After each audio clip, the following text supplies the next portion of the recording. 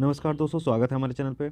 दोस्तों, Bihar special GK का जो प्रैक्टिस सेट फर्स्ट है एडुटेरिया के बुक से, जो अभी न्यूली लॉन्च हुआ है, तो उसमें लगभग बिहार के हर एक पोर्शन से क्वेश्चन दिए गए हैं प्रत्येक सेट में। तो दोस्तों एक एक करके उन सारे क्वेश्चन को देखते हैं और ये हमारे बिहार के किसी भी एग्जाम के लिए काफ़ी उपयोगी है दोस्तों। तो शुरुआत करते हैं दोस्तों हम अपने पहले क्वेश्चन के साथ।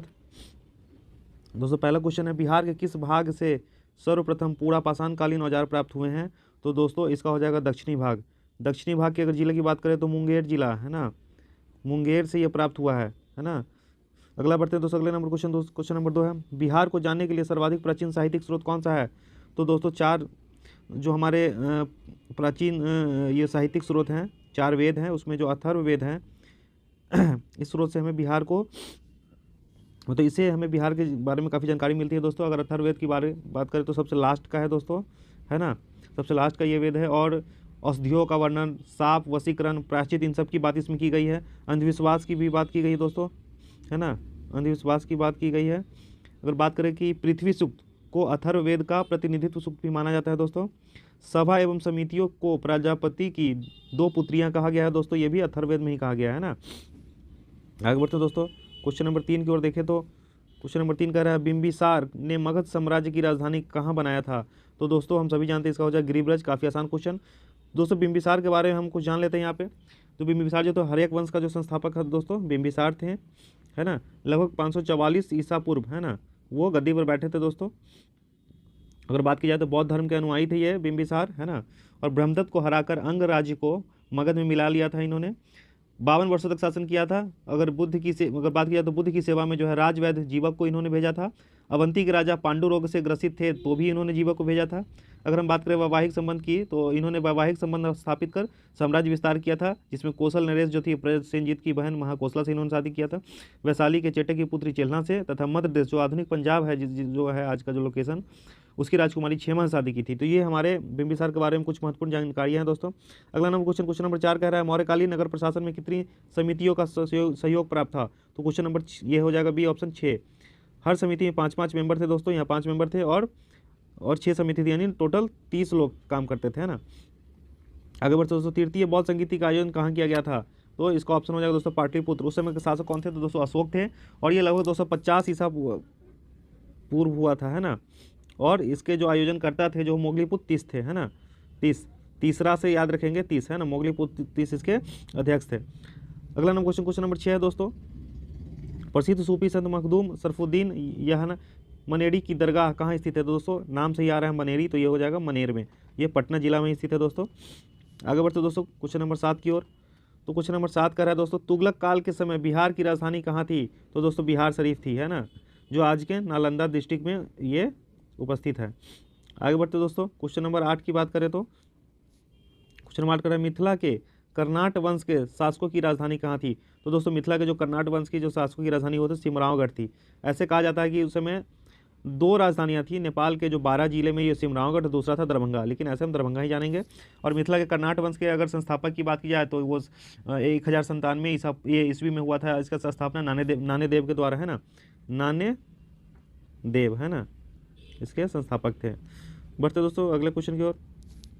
क्वेश्चन नंबर 9 कह रहा है दोस्तों, इब्राहिम लोदी के शासन में बिहार का वह सूबेदार जिसने सुल्तान के विरुद्ध, है ना, विद्रोह किया, है ना।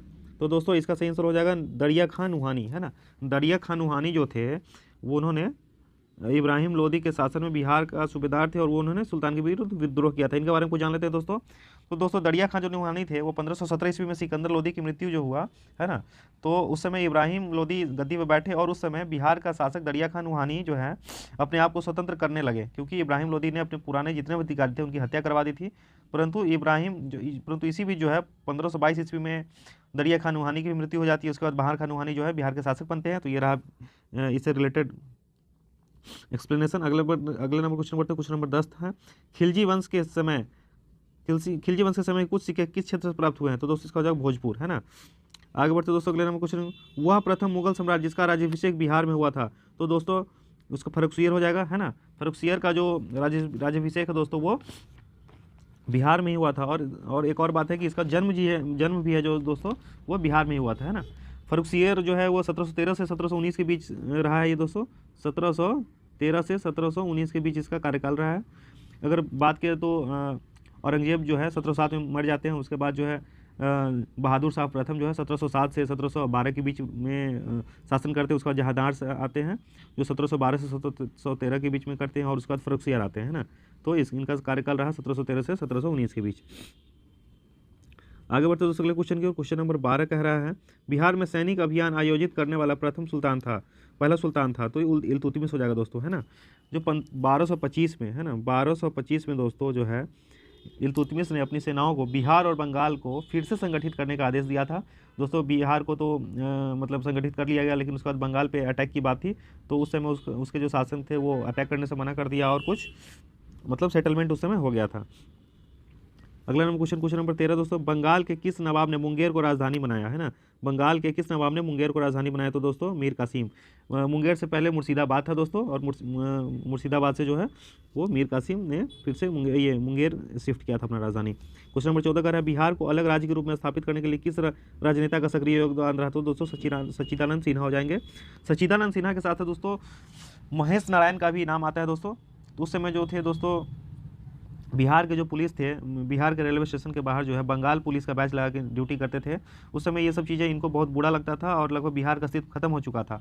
तो 1894 में जो बिहार टाइम्स नामक पत्रिका के माध्यम से, है ना, बिहार टाइम्स, है ना, बिहार टाइम्स नामक पत्रिका के माध्यम से जो है बिहार के बुद्धिजीवियों में मतलब बुद्धिजीवियों के बीच इस संबंध में जागरूकता फैलाने का काम इन्होंने किया था।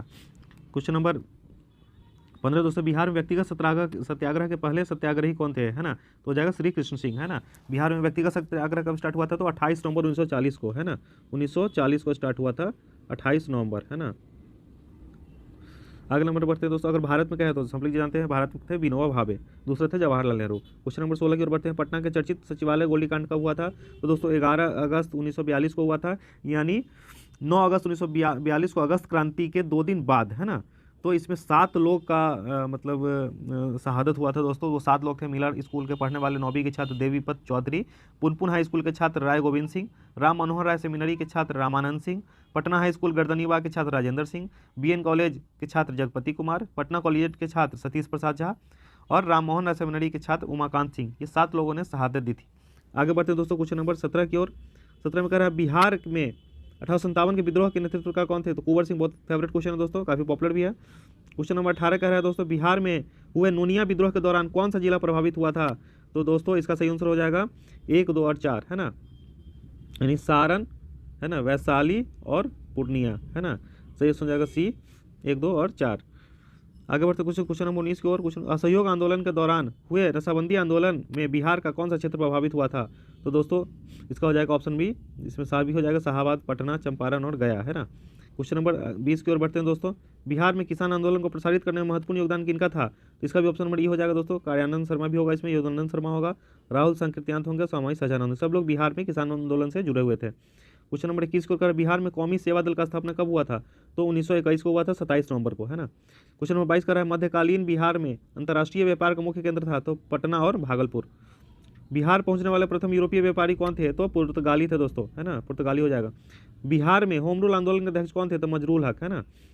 अगला क्वेश्चन है देशेर कथा के लेखक थे, है ना, देशेर कथा यानी देश की बात के लेखक थे सखाराम गणेश देउस्कर, है ना।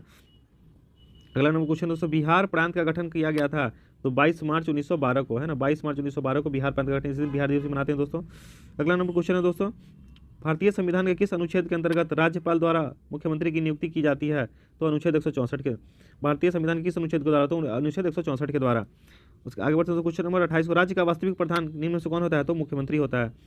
क्वेश्चन नंबर 29 का रहा है दोस्तों, पंचायती राज के संस्थापकों, पंचायती राज संस्थाओं में महिलाओं को 50% आरक्षण देने वाला भारत का पहला राज्य कौन बना, तो दोस्तों बिहार हो जाएगा, है ना। क्वेश्चन नंबर 30 का रहा है बिहार विधानसभा, है ना, बिहार विधानसभा में अनारक्षित सीटों की संख्या कितनी है, तो 203। 38 जो है दोस्तों ये है एससी के लिए और 2 है एसटी के लिए, है ना। आगे बढ़ते हैं क्वेश्चन नंबर 31 का रहा है स्वतंत्रता पश्चात बिहार में पहला चुनाव, स्वतंत्रता पश्चात बिहार में पहला चुनाव कब कराया गया था, तो 1952 में। क्वेश्चन नंबर 32 का रहा है बिहार के किस जिला में सोमेश्वर की पहाड़ी स्थित है, दोस्तों पश्चिमी चंपारण, है ना। आगे बढ़ते हैं क्वेश्चन नंबर 33 का रहा है विधान परिषद में सदस्यों का कार्यकाल का कितने वर्षों का होता है, तो 6 वर्षों का।